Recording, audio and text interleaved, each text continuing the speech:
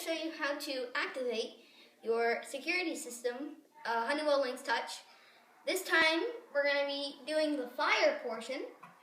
Okay, different from your burglar portion. Burglar is you arm your alarm, exit, someone comes in, intruder comes in, they don't know your code. They'll have 60 seconds. They'll have to figure out the code, but they don't know the code, so the alarm will trip. Now the fire portion, it sounds a little different. When your siren sounds, when there's a burglary, it goes beep continuously and it'll say alarm, burglary, garage door. Now with your fire, it says fire, second floor, which I programmed the system to do.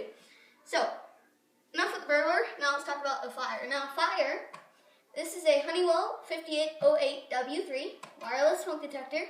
It does not require any wiring, it's wireless. It has a battery that you just program it, and you're ready. Your installer will program it and you install it. So, we're going to trip it. I'll show you how to trip it. This is for the homeowners. You'll need your code. I have a keypad right here to demonstrate the alarm. And you'll also need a little tiny device, maybe like a stick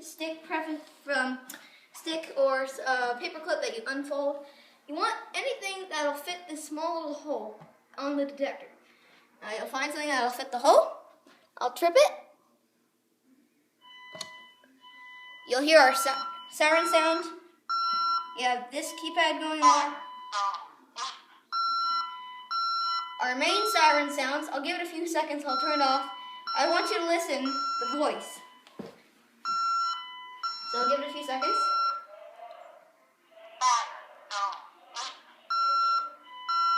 So you hear the downstairs alarm. This goes into alarm. Alarm, fire, fire alarm, and our status. So I'll enter my code.